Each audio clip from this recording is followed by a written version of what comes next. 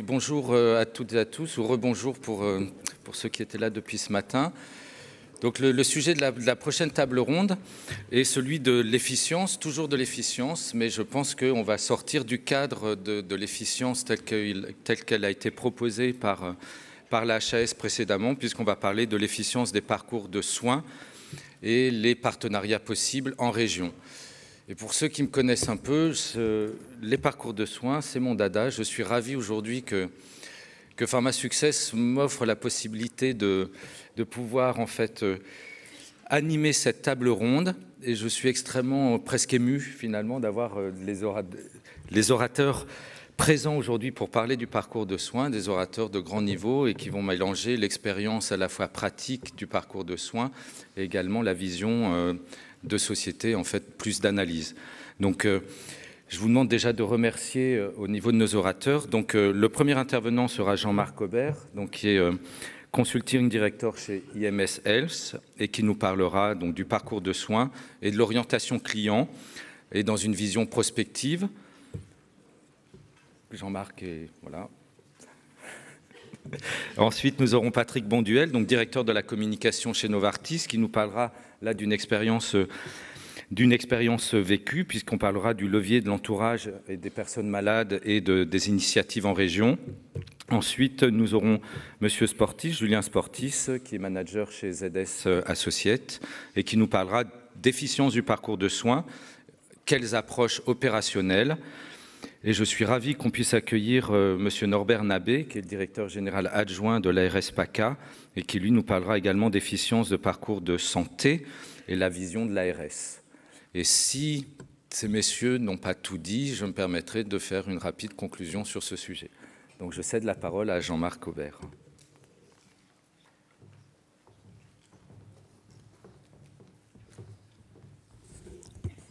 Merci Philippe. Bonjour à tous.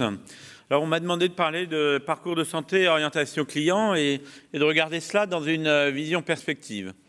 Donc, effectivement, la question du parcours de santé, c'est une question importante parce qu'elle pose la question quelle est finalement la valeur d'un certain nombre de soins qui sont offerts aux patients, comment accroître cette valeur en organisant un peu plus les choses. Alors, j'aimerais, avant de commencer à traiter le sujet, me rappeler peut-être une innovation dans un autre domaine qui montre combien finalement cette question du parcours de santé devrait interpeller les industriels de santé assez fortement. Il y a en 2002-2003, il y a une nouvelle technologie qui est arrivée. J'ai vu de nombreuses personnes la tester. C'était des tablettes numériques.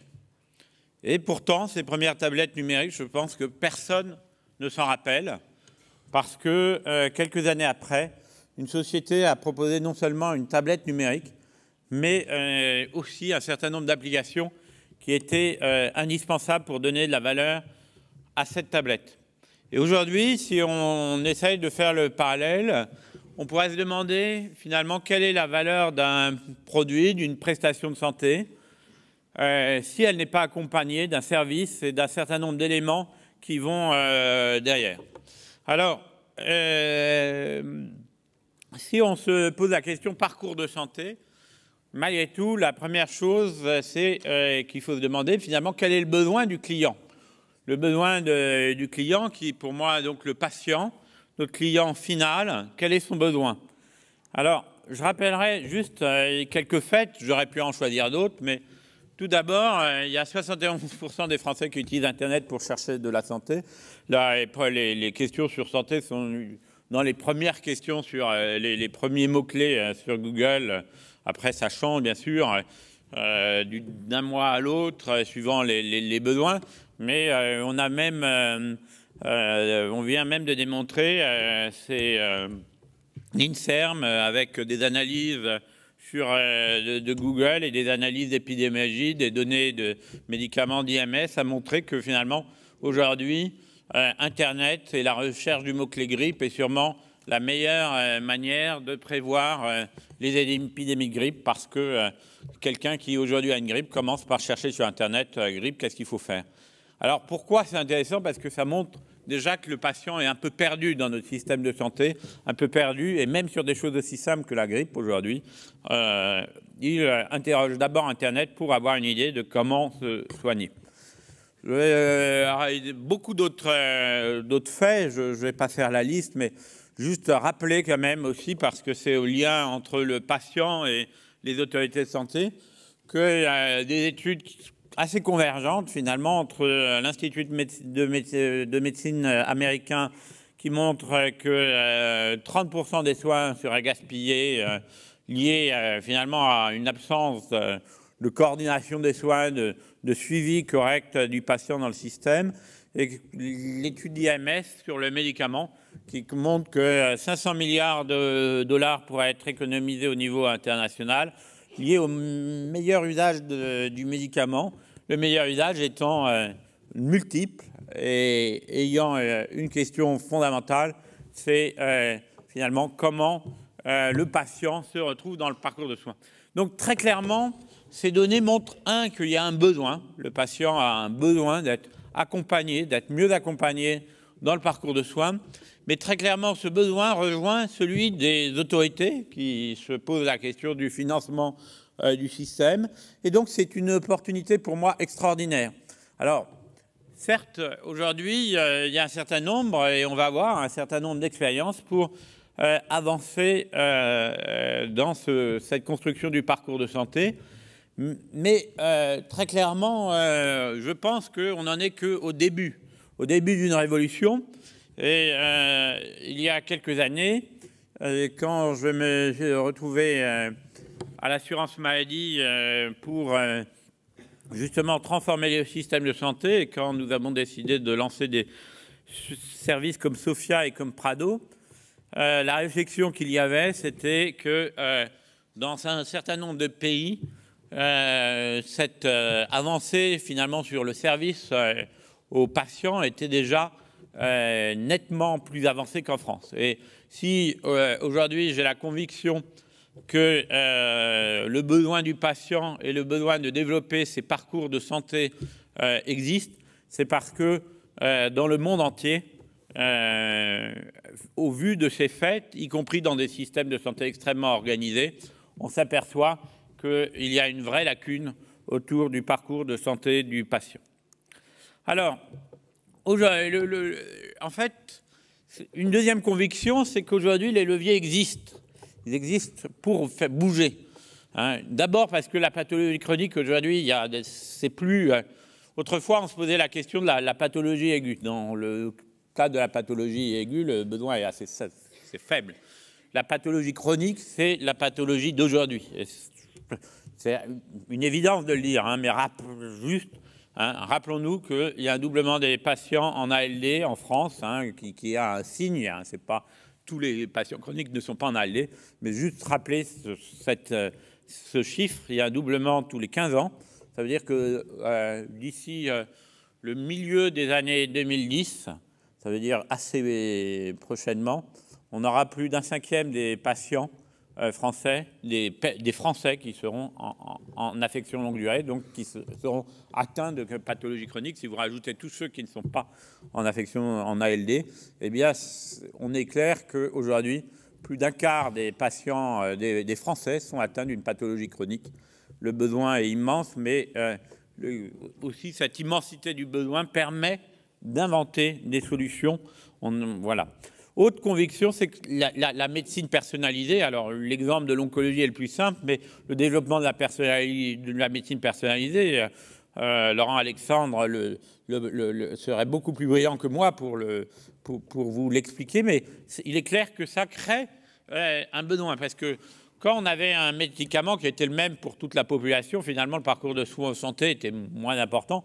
Si demain le médicament est parfaitement personnalisé pour les personnes, eh bien, demain, vous aurez la nécessité de rentrer parfaitement dans le parcours de santé.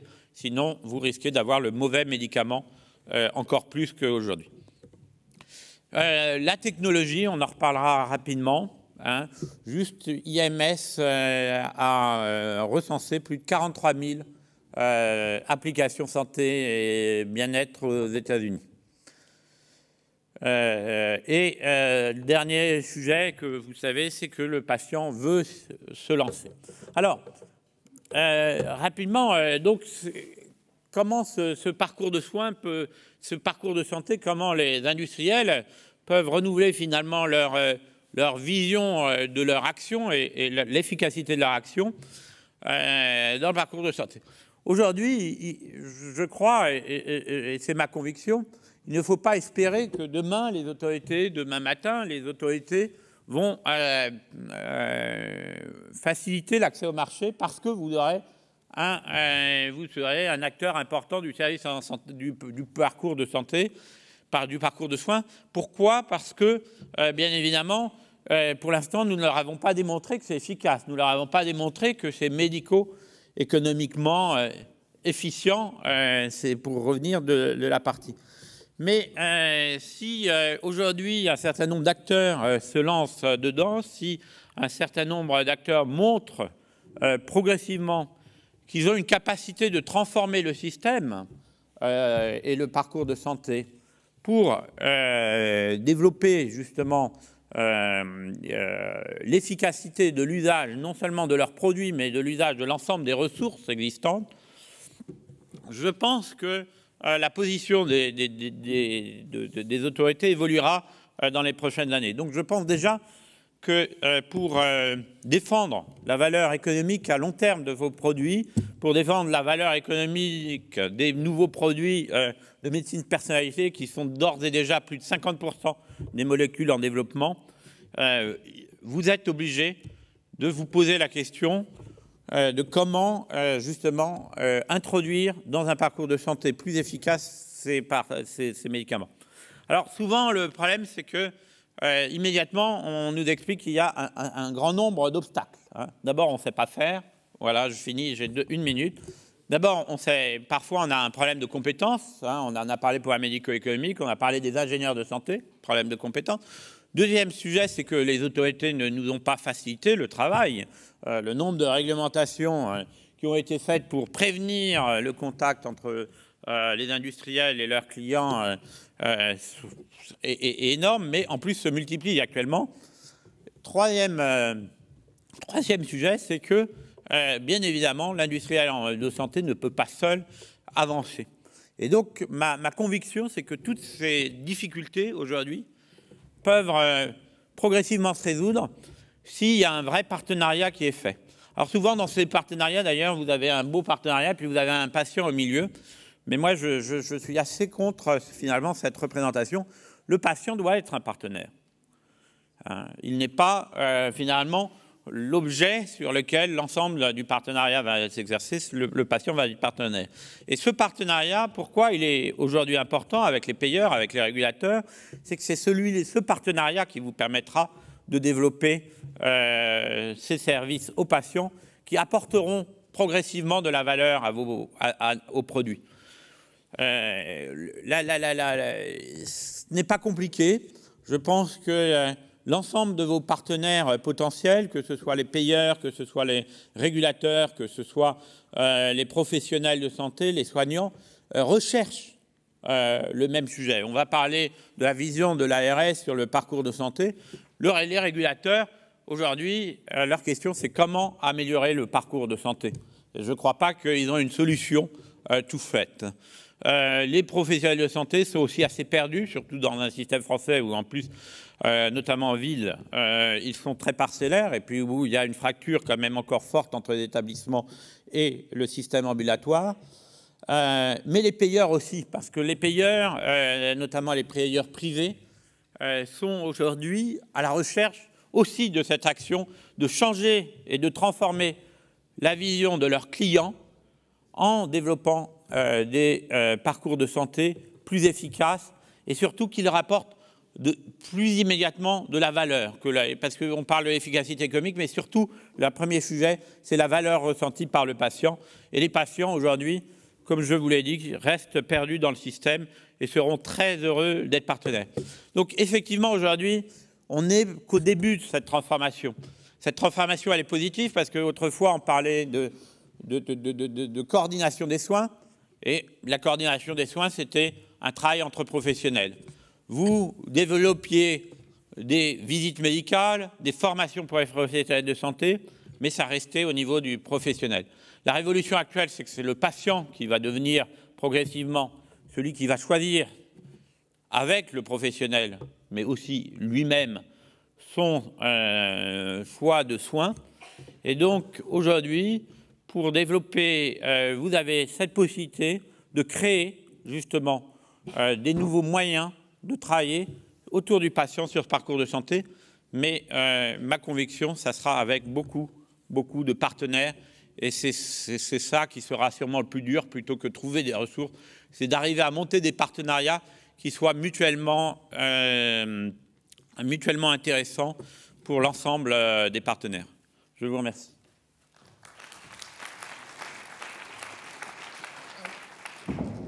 Merci. Merci. Merci Jean-Marc. Je vous propose en fait, vu le temps, qu'on pose les questions à la fin de l'intervention de l'ensemble des orateurs. Et donc maintenant, merci à Patrick Bonduel de Novartis de nous présenter les leviers en région. Bonjour à toutes et à tous, et un grand merci aussi aux organisateurs de me donner cette possibilité aujourd'hui de vous présenter finalement l'aboutissement d'une démarche de plusieurs années en région qui concerne l'entourage des personnes malades. Et ce qui vient d'être dit à propos du patient qui doit être intégré dans la chaîne du soin vaut évidemment pour ses proches, l'entourage, qu'il s'agisse des parents d'enfants malades, des enfants qui s'occupent d'un parent âgé, ou même du voisinage et des amis qui, eux aussi, sont des aidants informels et qui participent à la solidarité de proximité, dont on s'occupe donc chez Novartis depuis plusieurs années. Alors, juste pour vous mettre en contexte ce projet Génération Proche, ça remonte finalement, il faut que je revienne quelques années en avant, mais très rapidement pour vous expliquer que depuis donc 2001, Novartis est impliqué pour essayer de mieux comprendre le rôle et la place des aidants familiaux qui représentent environ à peu près 8 millions de personnes en France, donc c'est considérable, qu'il s'agisse de personnes qui s'occupent de patients atteints de maladies chroniques ou de personnes atteintes d'un handicap. Et dans ce contexte, nous, on a travaillé dans deux directions, la connaissance à travers donc des éléments de recherche pathologie par pathologie pour essayer de comprendre le retentissement d'une maladie sur la qualité de vie des proches, mais aussi le rôle que jouent les proches auprès de la personne malade. Et puis un volet plus de services avec des modules de formation qu'on a proposés notamment aux professionnels de santé pour mieux intégrer la dimension du proche dans le suivi des soins. Au fil de ces dernières années, on a vu finalement grandir ce sujet au niveau sociétal. On est passé finalement d'une situation où c'était un acteur absolument méconnu, passé sous silence, à une forme, une amorce de reconnaissance de la part des professionnels de santé d'une part, reconnaissance publique officielle d'autre part, et reconnaissance médiatique en devenir. Le constat qu'on faisait, c'est qu'on avait beaucoup travaillé avec les professionnels de santé, de plus en plus avec les décideurs politiques, mais il restait finalement le grand public, la population française générale à sensibiliser à cette dimension de la solidarité de proximité. Et ça nous paraissait très important dans le sens où on est tous amenés un jour ou l'autre, soit à devenir le proche de quelqu'un, c'est-à-dire l'accompagner, soit à bénéficier de l'accompagnement de son entourage. Donc, au fil de ces recherches, on avait un certain nombre de questions qui restaient en suspens. Quand on pense à l'aidant familial, spontanément, on pense à une personne âgée, plutôt de sexe féminin, à la retraite, qui accompagne son mari, mais ce n'est pas du tout le cas. Il y a beaucoup de typologies d'aidants, et donc notre questionnement, c'était justement sur cette hétérogénéité ou homogénéité de la population des familles, sachant qu'on est dans un contexte où, sociologiquement, la société française évolue évidemment, avec une augmentation du nombre de familles monoparentales, la question aussi de la place des aidants hommes, la question des jeunes aidants aussi qui nous intéressait.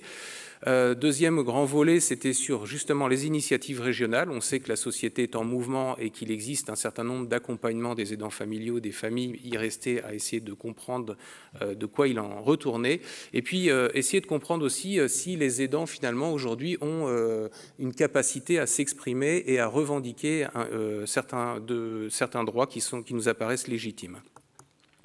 Donc, Génération Proche, c'est un projet qui s'étale sur presque 2 ans et qui a consisté à demander à des journalistes, à des photographes, à des reporters d'images, des vidéastes, à aller faire un tour de France en prenant le temps et aller remonter à la fois des initiatives locales, mais aussi des histoires de vie pour essayer de faire prendre conscience davantage à la population française de cette réalité.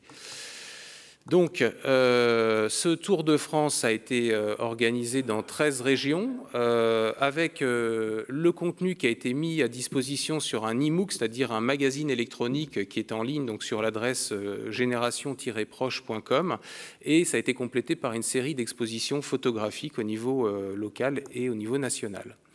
Ce qui était intéressant, c'était le dispositif, c'est-à-dire que dans chaque région, nous avons convié un comité d'experts, de décideurs, composé à la fois de représentants d'associations au niveau local, mais aussi de décideurs politiques, en présence de journalistes, pour essayer de comprendre déjà quel était l'état de l'art au niveau régional pour soutenir les aidants familiaux, et que tout ça ensuite a permis de faire des reportages beaucoup plus ciblés sur un certain nombre de thématiques qu'on a identifiées.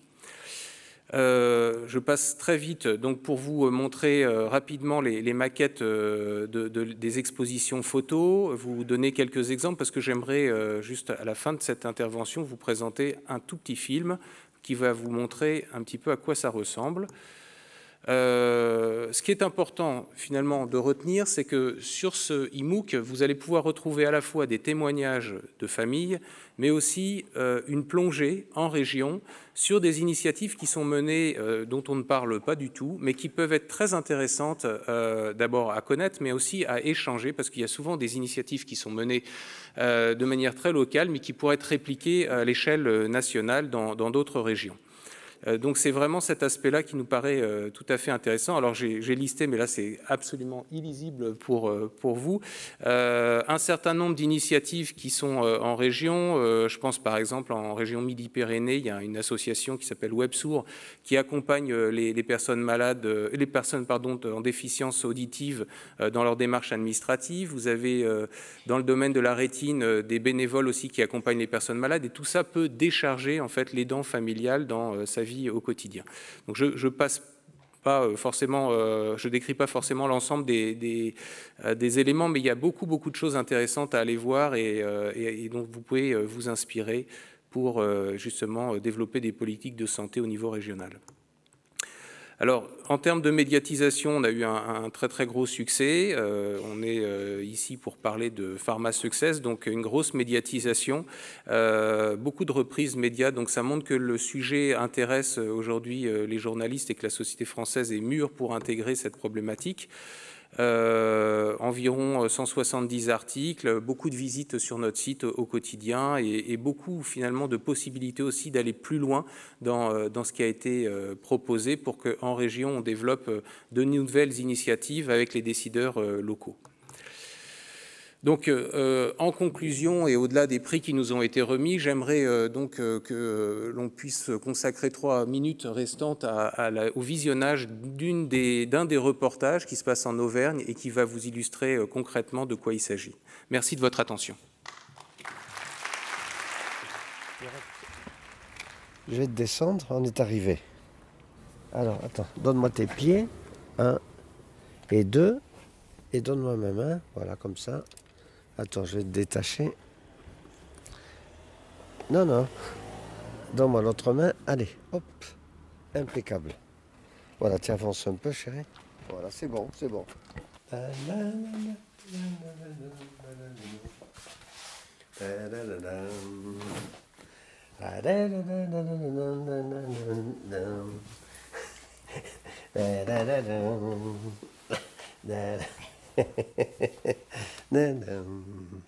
Là, sombre. Là. Je reste à côté de toi. Oui, je t'aime. Oui, je t'aime. Oui, je t'aime, mon amour. T'as entendu quand j'ai chanté ça? Et tu rigoles. T'as rigolé quand j'ai chanté tout ça. C'est normal? Et tu m'as regardé. T'avais les yeux un peu mouillés, c'est que t'étais heureuse. Hein? Tu dis rien. Tu fermes les yeux. Fais attention, tu ne vas pas t'endormir. Tu sais pourquoi? Parce que je vais te donner à manger d'abord. Hein? Tu dois avoir faim. Tu m'aimes encore ou pas? Un petit peu? Tiens, tu me serres la main? Ah, d'accord. Tu veux que je te parle ou que je me taise? Rien. Tu verras, on va y arriver. Tu sais qu'on va y arriver. Si on t'emmène voir quelqu'un pour nous aider, c'est pour qu'on puisse progresser de ce côté-là. Et si tu arrives à dire une phrase, tu vois, on ne te demande pas grand-chose, mais une phrase de temps en temps, parce que je sais que tu comprends tout. Alors il n'y a aucune raison qu'à un moment, ça ne sorte pas. Tu n'es pas muette puisque tu parles la nuit. Il n'y a aucune raison qu'on n'y arrive pas. On a toujours gagné de ce côté-là et on sait que un jour ou l'autre, tu nous surprendras. Hein? T'es d'accord?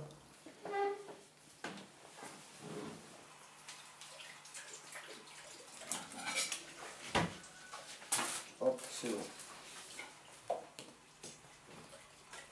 Tu m'aimes ou pas? T'en as marre? Ah, tu te marres maintenant. Tiens, Pierrette, tu sais ce qu'on va faire? Regarde, on est au pied du Puy-de-Dôme, on va sortir et on va marcher un peu. Ça va nous faire prendre l'air et il fait très très beau. Hein? Tu bouges pas, je viens te chercher, on va marcher un peu. Pierrette, je vais te descendre, on est arrivé.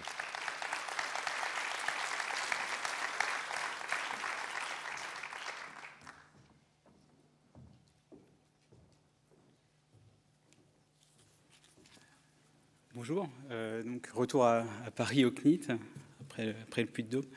Merci aux organisateurs de Pharma Success d'avoir invité ZS, en l'occurrence moi-même, pour donner quelques perspectives sur cette problématique de parcours de soins. C'est un sujet, alors pour ceux qui ont eu la chance de travailler avec nous, vous serez peut-être surpris de voir positionner ZS sur ces problématiques, mais en fait, il s'avère que notre cœur de métier a été et reste les problématiques vente, marketing, avec toutes les problématiques de force de vente et de visite médicale. Mais on est au cœur ici du sujet, parce que depuis quelques années, on se pose des questions du devenir de la visite médicale. Il y a un graphe qui m'intéresse, et je voulais partager ce matin en commençant ma présentation, risque ou opportunité. Les deux graphes, bleu, rouge. Alors, je ne sais pas si vous avez en tête ce que ça peut être. Le graphe en bleu, le graphe en rouge. Donc, le graphe en rouge, c'est le nombre de patients chroniques. Donc, effectivement, on l'a rappelé, une multiplication par 2 du nombre de patients en 10 ans. C'est 9 millions de patients en ALD, c'est 16% de la population, ça représente plus de 60% de toutes les dépenses d'assurance maladie, ça contribue en grande partie à l'ensemble de la croissance. Et la courbe en bleu, c'est le nombre de visiteurs médicaux.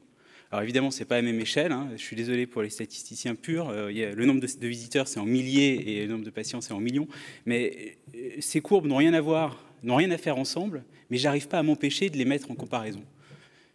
Parce que cette montée du stock de patients chroniques, ça nécessite, on l'a vu dans les présentations précédentes, des nouveaux relationnels, des territorialités qui évoluent et qu'il faut gérer. Et en parallèle, il y a, et j'y suis personnellement d'ailleurs en cause aussi, on a une hémorragie de l'expertise locale avec ces visiteurs médicaux qui partent, avec un trésor de guerre de l'industrie qui est dilapidé dans des plans sociaux. Et ça pose question, risque ou opportunité. C'est mon point d'entrée dans ce débat autour du parcours de soins. Alors je vais faire très très vite parce que je vais essayer de tenir en 7-8 minutes pour avoir une discussion peut-être ensuite avec les autres intervenants et la salle. tous ces éléments-là, on les connaît. C'est un contexte de crise pour nous tous. La pharma, c'est une industrie d'innovation plurielle qui est là pour répondre à des besoins. Et les besoins sont là, mais elle est en crise parce que le pipeline est au compte-gouttes. Il y a une pression sur les prix, on l'a vu ce matin, et des modèles de promotion, on le sait, qui cherchent. Il y a une image fragile qui n'attend qu'une étincelle pour s'enflammer. Et en parallèle, cette crise-là est vécue, ou ces crises-là de la pharma sont vécues dans un environnement qui est en pleine mutation. Alors, il y a l'effet ciseau des démographies. On n'a jamais eu autant de médecins aujourd'hui, mais il y a un papy boom qui va nous faire passer un mauvais moment pendant quelques années avec assez peu de médecins et ce stock de patients chroniques vieillissants qui arrive. Il y a ce patient acteur de santé, on l'a très bien vu, avec les aidants autour. Il y a le virage ambulatoire. Et puis, il y a des payeurs de plus en plus créatifs. C'est-à-dire que ce matin, on nous rassurait en disant que les innovative contracting, donc tout ce qui était paiement à la performance, c'était pas encore en France, etc. Mais ça vient très vite, ça vient en tout cas partout dans les pays autour. Et il faut se préparer à ce type de mutation. Et évidemment, il y a la transformation digitale. Donc finalement, les frontières traditionnelles bougent et ça nécessite de se poser peut-être des nouvelles questions. Alors les enjeux, on les connaît, ils ont été en plus très bien rappelés d'ores et déjà dans les premières présentations en plénière. Mais dans une certaine mesure, cette crise-là et dans cet environnement de mutation, nous, de notre point de vue, qui sommes des praticiens de la force de vente, des efforts marketing auprès des professionnels de santé et du monde qui les entoure, ça nous semble, on a une grille de lecture qu'on doit renouveler. Parce que les problématiques sont renouvelées, il s'agit de refaire la différence, il s'agit de rejustifier un prix auprès des patients et de leurs proches. Comment assurer le bon usage du médicament dans un parcours de vie, l'observance au long cours, auprès des professionnels de santé. Ils se posent plein de questions, ils ont des besoins, et l'industrie pharma est une industrie d'innovation qui répond à des besoins.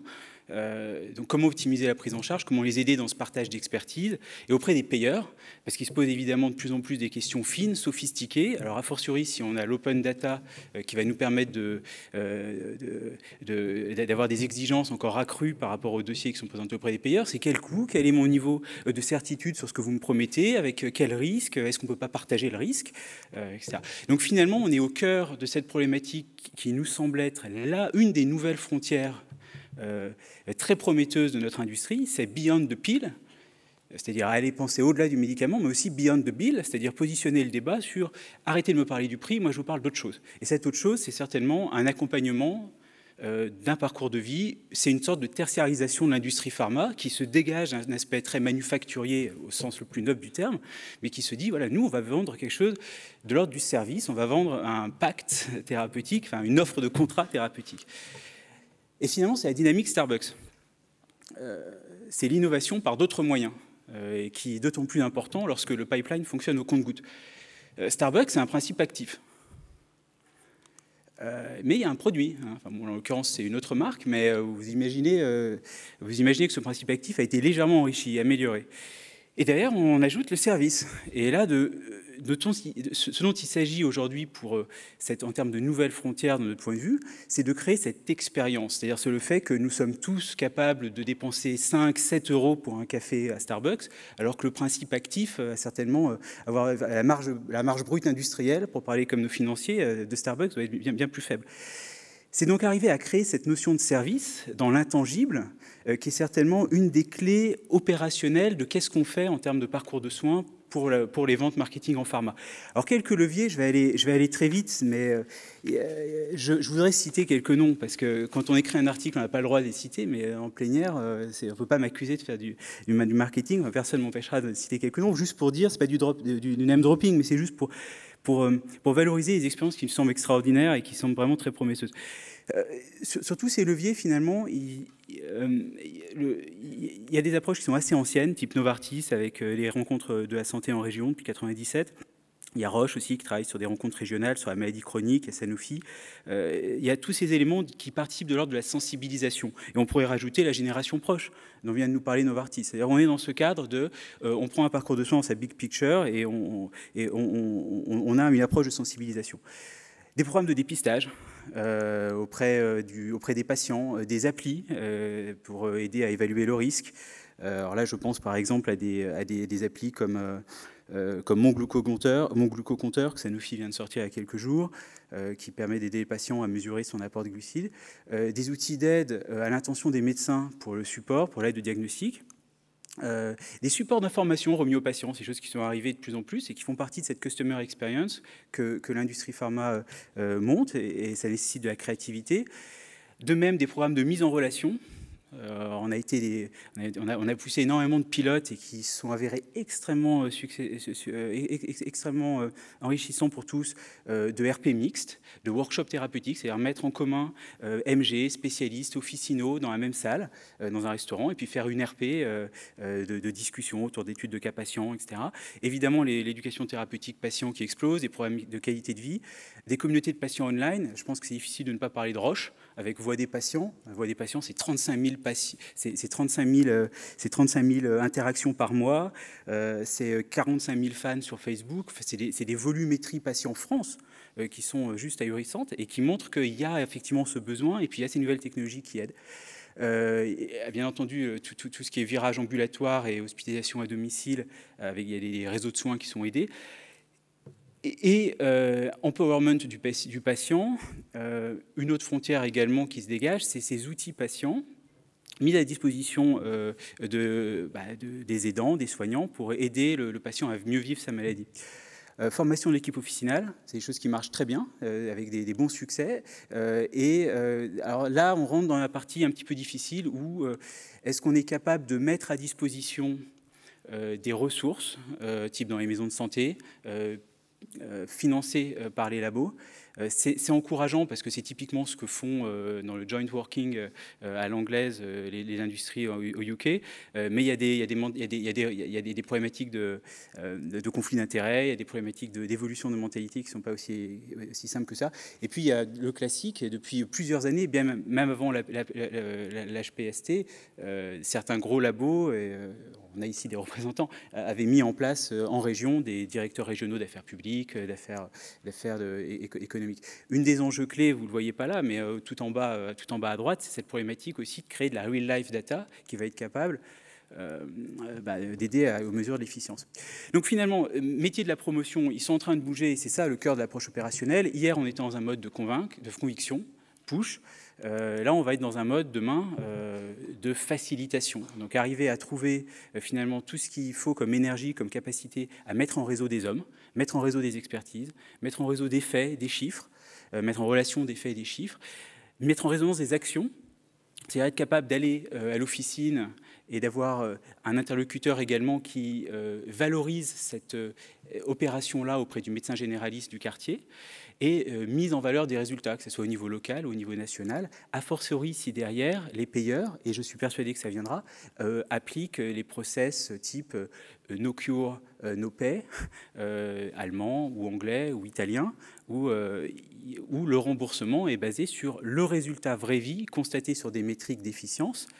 Et où là, dans ce cas, le débat devient, est-ce que je suis sûr, en tant que marketing-vente, d'aider au mieux localement le médical et la R&D, finalement, à faire en sorte que tout le réel potentiel du produit s'exprime. D'où le besoin, finalement, de nouveaux métiers, des métiers de la facilitation, plutôt que des métiers de la promotion, des nouvelles compétences. Quelques titres qui peuvent venir, des infirmières de coordination, des patient community managers, qui localement ont 15 UGA et essayent de régler les cas patients un peu plus compliqués. Des patient flow experts, c'est des ingénieurs de la santé, effectivement, dont parlait M. Mougin, mais sur le terrain, donc c'est une déclinaison un peu nouvelle. Le grand risque, c'est qu'on mette le cheval avant la charrue, comme disent les Anglais, c'est-à-dire finalement que l'organisation ne soit pas drivée par l'expérience client qu'on veut créer, et que les mentalités, ni en interne, ni auprès des clients, ne suivent. Donc c'est un call for action, comme on pourrait dire, parce que le gros risque que l'on voit, à force de travailler sur les visiteurs médicaux et les prochaines étapes vente-marketing, c'est le syndrome Minolta. C'est-à-dire Minolta a raté le tournant de la photo numérique et s'est retrouvé, il existe encore Minolta, mais s'est retrouvé niché sur des segments extrêmement spécifiques, extrêmement spécialisés, type l'optique de planétarium. Il n'est pas impossible que si l'industrie pharma ne prend pas bien ce tournant de cette autre révolution qui s'annonce, mais c'est une révolution qui est unique, hein, c'est juste plusieurs perspectives sur la même révolution. Et il est probable que si l'industrie pharma rate ce tournant, alors d'autres le prendront. Alors évidemment, on pense à Apple qui est en train de recruter des équipes pour son Healthbook, etc. Mais même Philips, Même Philips est en train de se positionner comme « nous voulons réinventer le healthcare delivery ». On est au cœur du parcours patient. Donc finalement, si on loupe, nous, experts vente marketing de l'industrie pharma, ce tournant-là, il y a sûrement une grande partie des revenus futurs qui vont partir. D'où une mission.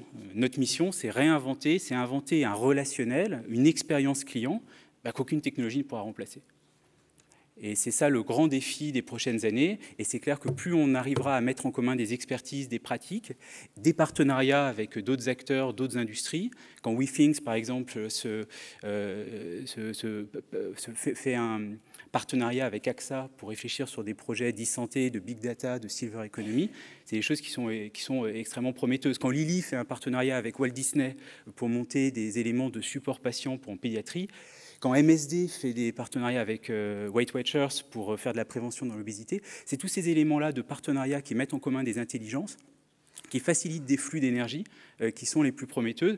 Et la visite médicale, réformée, révisée, a certainement un grand rôle à jouer et une grande expertise locale à amener. Je vous remercie.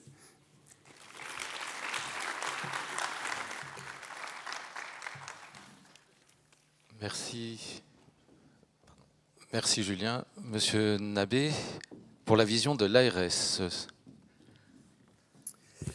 Merci Monsieur Mougin, Mesdames, Messieurs. Écoutez, c'est un privilège, comme j'ai l'habitude de dire, de voir une agence régionale de santé dans une confédération d'industrie pharmaceutique ou d'industrie qui tourne autour de l'industrie du médicament, parce que vous savez qu'on est par règlement extrêmement prudent avec l'entreprise privée et évidemment l'entreprise du médicament. Je parle de l'administration, donc c'est quelque chose qu'on respecte, mais pour autant, moi je suis intimement convaincu que notre système s'améliorera, votre productivité, mais la nôtre aussi, et in fine le service rendu à la population, quand on arrivera à avoir des ponts et un partenariat extrêmement bien compris, dans le respect des règles, en attendant qu'elles évoluent, mais en tout cas dans le respect des règles, pour que nous puissions faire notre devoir de transparence, qui à mon avis est indispensable au fait que vous puissiez vous caler, et que du coup on arrive à voir des services se développer, avoir une évolution de votre part dont on a besoin, puisque vous êtes des opérateurs, enfin je dis vous, le monde de l'industrie du médicament, des opérateurs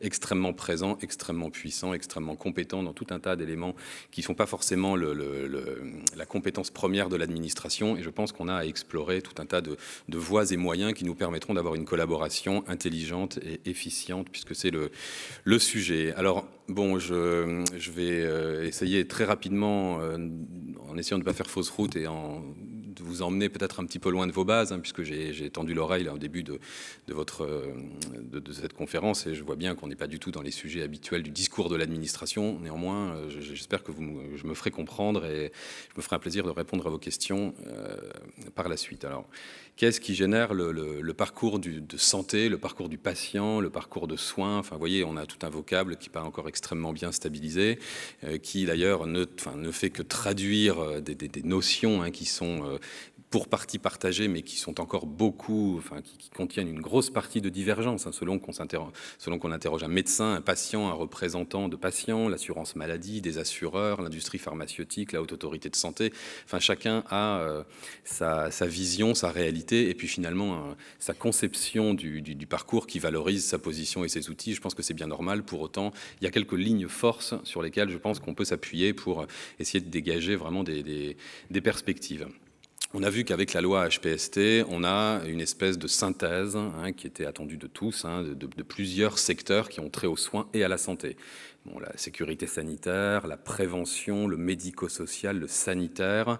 On est encore très très loin de ce qui constitue le parcours du patient, parce que si vous interrogez des associations de patients ou d'usagers ou d'aidants, vous voyez bien que la première préoccupation de ces gens, bien souvent, c'est pas tellement de trouver une place, c'est pas tellement d'avoir un niveau de soins convenable, d'avoir la molécule qu'il faut, mais c'est finalement comment est-ce que moi je continue de vivre normalement en dehors d'une institution dans quelque chose qui représente mon domicile, alors que ce soit un établissement, un EHPAD, un établissement pour handicapés ou vraiment le domicile ou un domicile un tout petit peu aménagé. Donc je pense que là, sur ce champ, on est au milieu du gué et qu'on va avoir une capacité, en tout cas, on a des perspectives d'intégration supplémentaires. J'assiste, moi, volontiers et assez souvent sur les aspects sociaux, hein, puisqu'on a, nous, en région, des partenaires électifs qui sont les conseils généraux, qui sont détenteurs d'un certain nombre de compétences. Alors on a des surfaces d'échange, des commissions de coordination, mais dans les faits, dans la régulation, on est encore un modèle qui n'est pas abouti sur la coordination. Et puis, au-delà du social, il y a toute la société civile, les associations qui, elles, sont extrêmement déterminantes sur le fameux parcours du patient,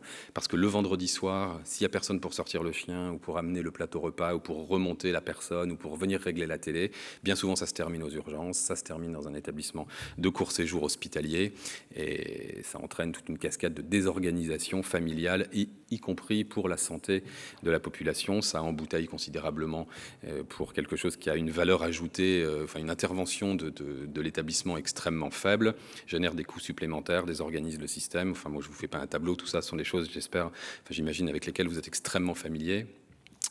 Et donc, vous voyez, on a cette espèce de parcours et de périmètre qui va s'agrandir et auquel il faut être très vigilant. Donc ça, c'est l'évolution, on va dire, sociétale et institutionnelle. On a ensuite la nécessité imposée par la situation des comptes publics, hein, notre capacité à payer, enfin en tout cas sur un modèle solidaire actuel, des dépenses qui continuent d'augmenter parce qu'on n'est pas forcément toujours en train de mettre la bonne ressource en face de la bonne demande. Hein, et tout le monde sait que si aujourd'hui on fait une coupe dans un service d'hospitalisation et si on fait en face du service qui est rendu dans un service de court séjour et de ce qu'on est capable d'organiser en dehors, on voit qu'il y a une partie non négligeable, alors qui va de 30 à 50 en fonction de l'enthousiasme des analystes, de la population qui pourrait être prise en charge dans un contexte différent. Sauf que dans le contexte différent, c'est-à-dire en dehors de cette structure qui prend tout en charge, eh bien, il faut se parler, il faut organiser, il faut mobiliser, il faut connaître qui fait quoi, il faut savoir qui est capable d'intervenir et dans quelles conditions. Naturellement, après, ça pose des problèmes de financement, mais je pense que dès lors qu'on a un modèle et qu'on a les prérequis indispensables à proposer, à faire fonctionner un autre système, on arrivera, je pense, assez facilement, en tout cas, c'est de mon point de vue ce qui posera certainement le moins de difficultés, étant donné les ressources extrêmement importantes qui sont mobilisées aujourd'hui sur le champ de la santé au sens très large, arriver à financer un modèle nouveau. Maintenant, la question qui se pose à nous et celle sur laquelle je vais essayer de vous proposer notre vision à la RSPACA, en tout cas, c'est comment est-ce qu'on opère cette transition et de quoi est-ce qu'on a besoin pour que toutes ces initiatives que vous venez de citer, enfin je fais allusion à l'intervenant précédent, puissent finalement faire corps, faire système et proposer à la population quelque chose qui va être une alternative à une hospitalisation en soins aigus ou dans une institution dont on sait que le principal problème est le coût et la perte d'opportunité pour les réels sujets autour sur les autres populations du territoire.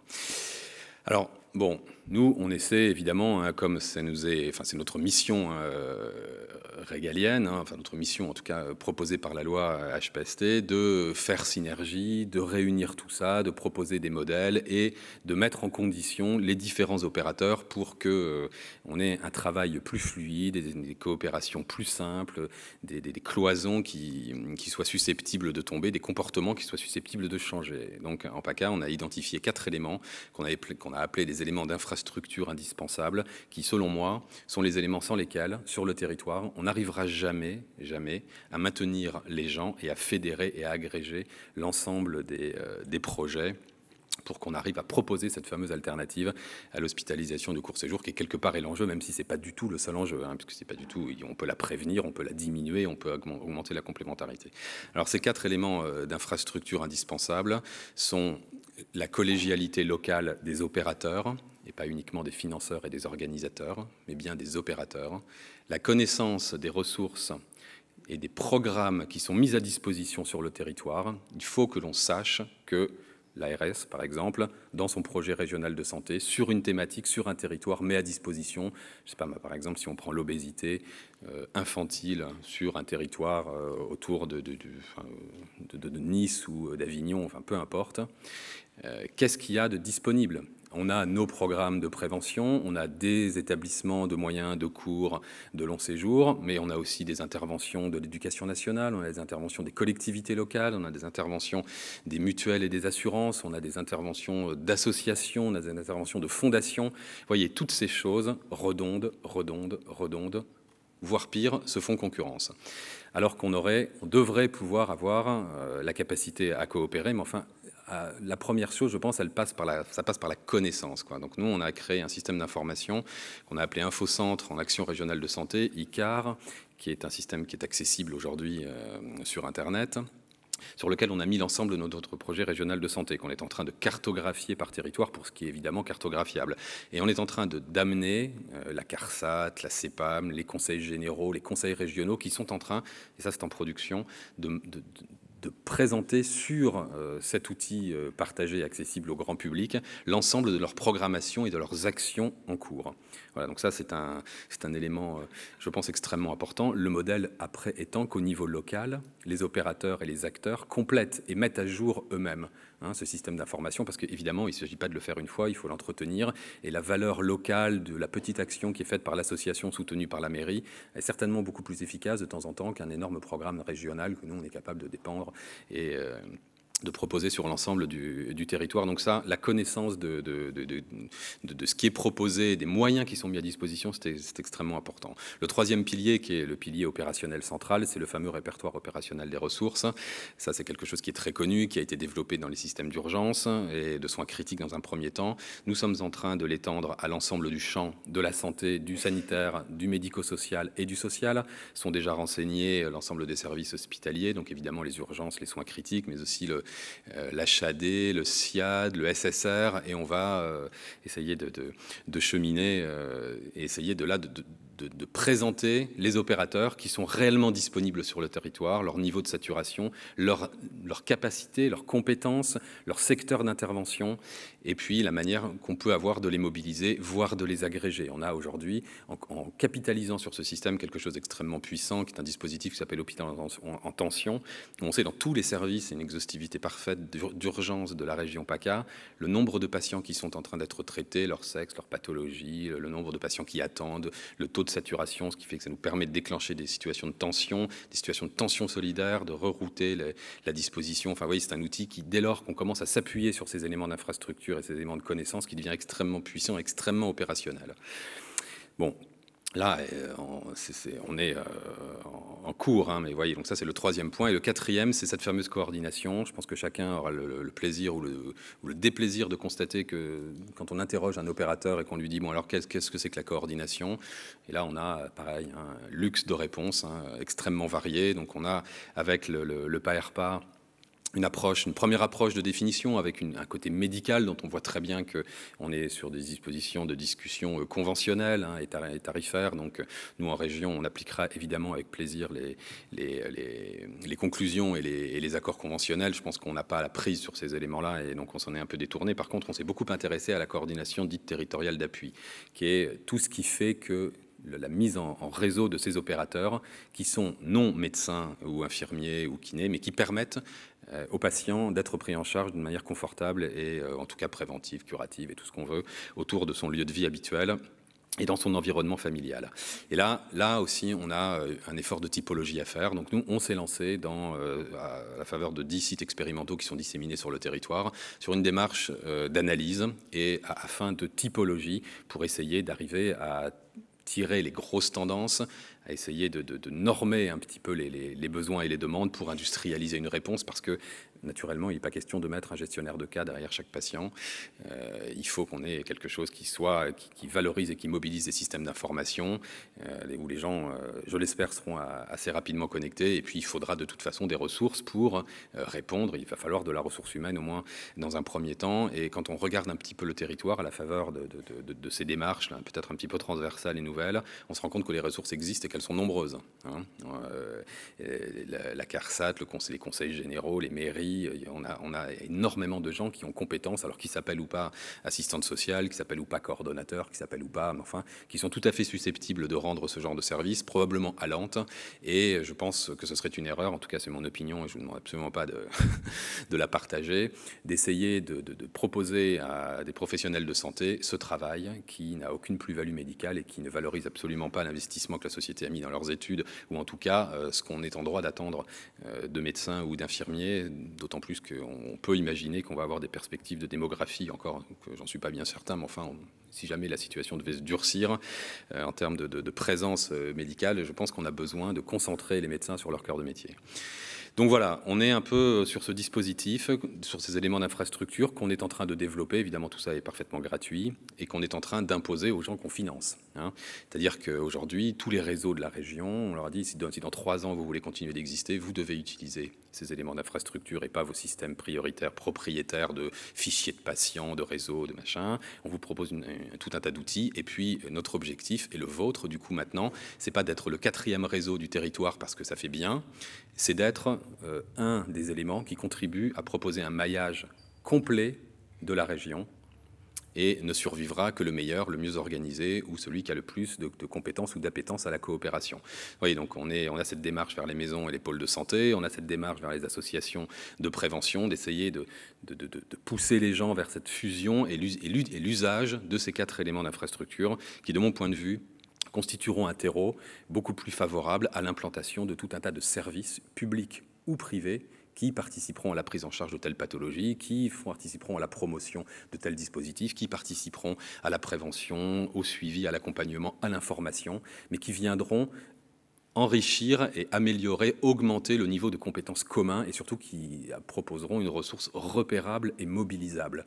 Parce qu'aujourd'hui, avec les restructurations hospitalières, on n'est plus du tout dans la situation d'une personne qui vient à l'hôpital local et qui retourne 100 mètres plus loin chez elle au bout d'une semaine. On est dans une situation où les personnes traversent des régions, surtout dans une région grande comme PACA, ou pire encore, qui vont en Île-de-France.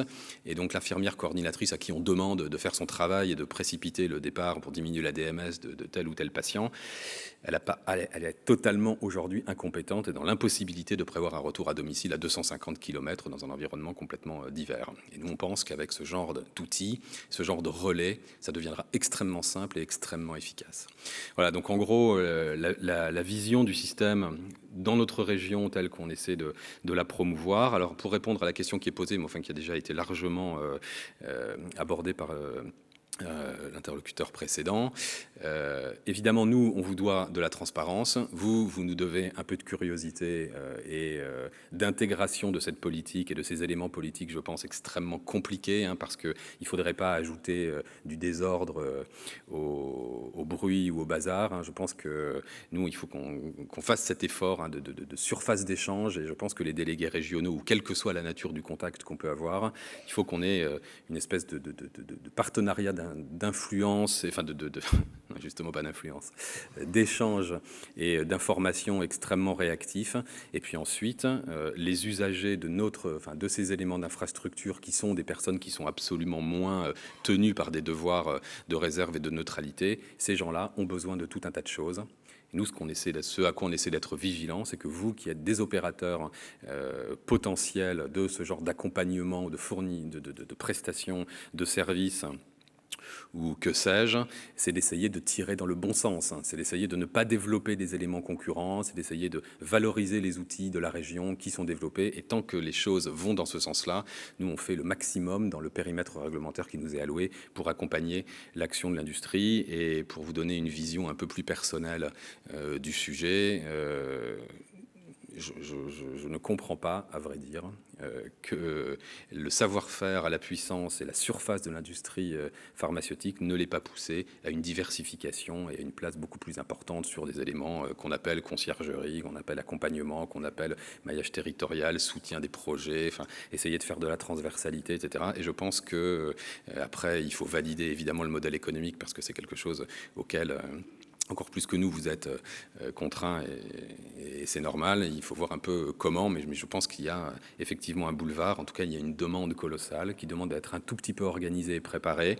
À droit constant, il y a certainement des mesures législatives qui amélioreront la situation. Il y a certainement des mesures de financement et de gouvernance qui permettraient à toutes ces choses de se développer un petit peu plus facilement. Mais je pense que la ressource est là et qu'on n'est pas obligé d'augmenter les dépenses pour fournir ce genre de prestations. Et je pense qu'il y a largement de la place pour des partenaires tels que les opérateurs de l'industrie pharmaceutique aujourd'hui. Moi, je vous remercie.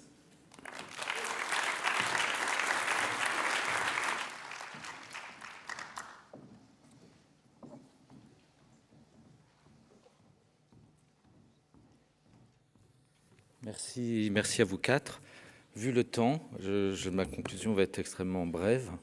En fait, je vous le disais dès le départ, il faut juste imaginer le chemin parcouru entre il y a 3 ans, la première expression ici, Pharma Success, sur le parcours de santé ou parcours de soins, et aujourd'hui les discours que vous venez d'entendre et les positions. Et je remercierai jamais assez Monsieur Nabet d'avoir tenu cette posture aujourd'hui devant nous. Donc voilà, je pense que c'est, comme le disait un des intervenants, c'est un call for action. Il y a 3 ans, je disais la même chose. À nous, maintenant, industriels, de nous décider, à nous engager dans ce travail qui doit être un travail de mise à disposition de ressources et de coordination, finalement, de l'ensemble des ressources disponibles pour les rendre, comme disait M. Nabet, mobilisables à bon escient, avec un objectif au final qui est celui, finalement, d'aider le patient. Et je dirais juste, ou je rappellerai juste qu'au final, nous sommes tous des patients, c'est-à-dire que nous attendons tous finalement d'être atteints tôt ou tard par une maladie. Et je pense qu'à ce moment-là, cette patience devra être mise à l'épreuve. Et si on a un service qui est mobilisable au bon moment, je pense qu'on en sera tous satisfaits. Donc merci à vous et je vais vous laisser la parole pour poser les questions à nos orateurs.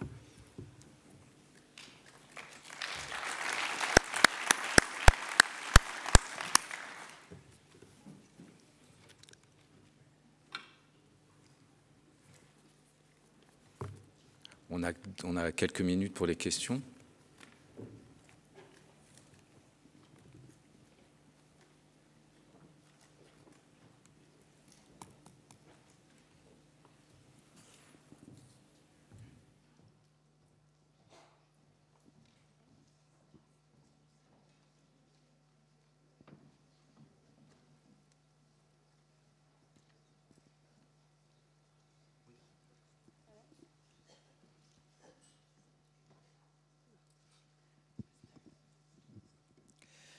Catherine Leloirne, j'étais très intéressée par toutes les présentations. Monsieur de l'ARS, est-ce que votre attitude et votre posture, qui effectivement sont très intéressantes, sont partagées par les autres ARS, puisqu'il y a une régionalisation? Est-ce qu'il y a, je dirais, une tendance un petit peu commune ou une évangélisation qui est faite dans ce sens, et aux ARS et aux autres pouvoirs publics, nationaux ou régionaux? Merci. Bon, il y a une énorme partie de tout ce que j'ai dit qui est l'application de nos missions strictes. Alors après, la manière de le présenter peut varier. Le côté opérationnel et les actions que j'ai présentées de la région PACA sont évidemment propres à la région PACA, mais on a tout un tas de régions qui ont eu la chance d'être élues au dispositif PAERPA et qui sont lancées de manière plus ou moins structurée dans des dispositifs, dans des opérations comparables. Et globalement, chaque région a une politique et une stratégie parcours de santé. Elle est probablement divergente, hein, mais globalement, je serais très étonné que vous ne trouviez pas pas mal de personnes susceptibles de tenir un discours, en tout cas, qui poursuivent les mêmes objectifs, hein, et peut probablement, dans certains endroits, mieux structurés, présentés différemment, mais globalement, le sujet reste le même un peu partout, hein, et on ne décline pas en la matière une politique encore extrêmement rigoureuse comme on peut le faire sur certains aspects de campagne budgétaire ou de choses beaucoup plus réglementées. Ça viendra probablement. Mais là, pour l'instant, il y a, je pense, encore une espèce de foisonnement. Vous savez, la stratégie nationale de santé sera probablement suivie d'un texte, mise en œuvre, entre autres, hein, par un texte législatif dans quelques mois. Et en attendant, il y a toute une série d'expérimentations qui sont suivies un peu partout sur le territoire et qui, normalement, tendent à poursuivre ces objectifs, hein, coordination, parcours, mise en réseau. Alors, on n'est pas du tout, je pense, nous, on a la chance d'avoir un répertoire opérationnel des ressources extrêmement performant, j'y suis pour rien, donc je le dis avec beaucoup d'aisance. On a capitalisé dessus. Cette démarche d'éléments d'infrastructure, je pense qu'elle est écrite noir sur blanc, hein, dans le rapport du HCAM sur les personnes âgées. Après, elle est reprise avec plus ou moins d'envie, vous voyez, hein, ça peut prendre des expressions différentes, mais enfin, globalement, vous allez trouver le même genre de dynamique dans toutes les agences, hein, je pense. Hein.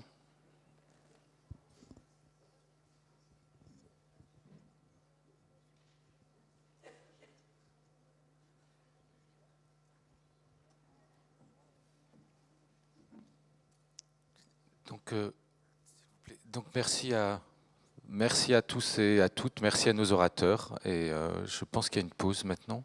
Non, Antoine, non.